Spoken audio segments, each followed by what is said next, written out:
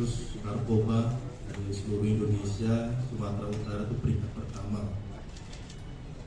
Dari Sumatera Utara peringkat pertama, tentunya ini disumbang oleh kabupaten kota yang ada di Sumatera Utara, Pak. Dan penyumbang paling besar kasus narkoba yang ada di Sumatera Utara itu adalah Kota Medan. Kota Medan adalah penyumbang kasus terbesar di Sumatera Utara untuk kasus narkoba. Jadi kalau ya pikir-pikir berarti sama saja Pak, di Medan ini yang paling tinggi di Indonesia, kurang lebih seperti itu Pak, untuk pengguna kasus narkoba yang ada di Indonesia. Dan saya rasa salah satunya Kapolres ya, salah satu yang paling di Kota Medan kalau dikucurkan lagi dengan tingkat kecamatan, ini paling banyak kecamatan yang ada di Medan bagian utara. Di Medan bagian utara inilah penyumbangnya paling besar. Oleh karena itu kami pemerintah Kota Medan sampai dengan hari ini begitu banyak Pak, mengeluarkan beberapa program, baik program pemerintah berbentuk pembangunan fisik, program sumber daya manusia yang terus kami lakukan karena kami pahami pembangunan fisik yang hari ini kami lakukan harus dibarengi dengan pembangunan sumber daya manusia. Karena mohon izin Pak Menteri, Pak Gubernur, kami baru-baru ini membuat salah satu contohnya Pak, kami baru membuat jembatan di tanah yang sudah berpuluh tahun ya, berpuluh-puluh tahun jembatannya ini kalau saya tanam ini di pulau sendiri menurut Pak Menteri, jadi terpisah dari daratan kita, jadi harus ada akses jembatan.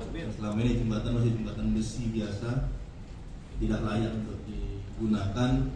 Baru kurang lebih 1-2 bulan yang lalu kami selesaikan jembatan ini. Setelah berpuluh-puluh tahun dicoba dibangun tidak pernah selesai. Namun Pak Menteri, belum diresmikan, belum seminggu umur jembatan ini besi sudah dimaling Pak. Ada kalian di sini nggak ada? Maling. Belum seminggu belum diresmikan. Umur jembatan baru seminggu sudah dimaling besinya, pegangannya. Nggak selang sebulan berikutnya Pak, ada lagi nyoba maling lagi Pak. Jadi sebelum diresmikan sudah 2 kali percobaan Pak. Kapolres itu belum bertugas di sini. Sebelum diresmikan sudah 2 kali kejadian. Dan ini betul sekali yang disampaikan Pak Kapolres dan Pak Dandim tadi. Pertama tentunya persoalan narkoba, yang berikutnya persoalan ekonomi. Anggaran kami di Kota Medan Pak, setahun kurang lebih APBD yang kami miliki dari 2022 kemarin kurang lebih itu ada 7,6 triliun. Tahun ini ada kami anggarkan kurang lebih 7,8 triliun. Ini lebih, saya rasa lebih dari 800 miliar. Ini kami peruntukkan programnya untuk Medan bagian utara saja Pak. Ini dari sisi anggaran yang kami butuh untuk Medan bagian utara. Program-program baik itu fisik ataupun sumber daya manusia ini kami luncurkan paling banyak Pak di Medan bagian utara. Tujuannya pertama tadi adalah mengembangkan sumber daya manusia yang ini harus disupport oleh Pak Kapolres, disupport oleh adik-adik kita, anak-anak kita yang ada di Medan bagian utara khususnya Belawan. Karena kami pahami selain pertumbuhan ekonomi, anak-anak kita ini perlu Pak diberikan pengetahuan, perlu diberikan pemahaman bagaimana mencintai bangsa dan negara, mencintai daerahnya. Karena sesungguhnya Pak, Medan bagian utara ini adalah potensi ekonomi yang paling besar di Kota Medan. Kota Medan, kalau Medan bagian utara lumpuh, kami yakin perekonomian di Kota Medan ini bagian besarnya akan ikut lumpuh, karena di sini adalah pusat pergerakan ekonomi. Namun bersama dengan itu justru tingkat kriminalitas, tawuran, narkoba justru di tempat yang sama juga yang paling tinggi. Oleh karena itu program ekonomi, program kebangsaan kami rasa ini harus didampingi, dilakukan secara bersama-sama. Dan dalam launching ini mungkin Bapak Menteri, Bapak Gubernur, kami memberikan slot bagi anak-anak kita itu per tahun 50 sampai dengan 100 anak-anak, dan di Medan Bayu Utara yang akan kami latih.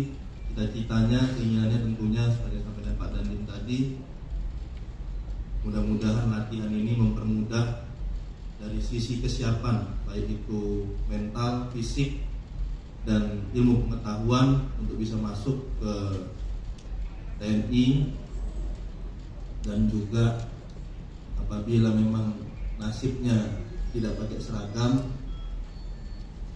namun dia punya mental yang mirip-mirip dengan personil TNI, sehingga kalau bayangan kami kalau program ini sudah berjalan bertahun-tahun, Pak, 1 tahun saja ada 100, dalam 5 tahun berjalan ada 500 pemuda memiliki mental dan jiwanya seperti jiwa TNI, mental TNI. Ini pasti nanti akan menular ke anak-anak yang lain yang mungkin belum berkesempatan ikut dalam pelatihan ini. Jadi tentunya kami harapkan, tentunya yang paling besar adalah kepada adik-adik kita, anak-anak kita yang ada hari ini hadir. Jangan duduk-duduk aja, senyum-senyum, siapkan diri. Tadi sudah sampaikan Pak Dandim, cuma mendaftarkan saja, cuma daftar. Kalau yang belum ranking di kelas nggak apa-apa daftar. Kalau selama ini mau bimbel nggak bisa bimbel, disiapkan bimbelnya. Kalau selama ini lari-lari dikejar karena tawuran bawa lewang, ini tren lari pada tempatnya, disiapkan trek lari. Jadi kalau selama ini sok-sok keras mau pukul-pukulan, nah nanti biar dipukul sama pelatihnya, kurang lebih gitu. Sama aja nih, ini ibarat tawuran yang diresmikan. Dan saya harap kalian menginformasikan juga kepada orang tua atas kegiatan ini dan kegiatan ini, dan nanti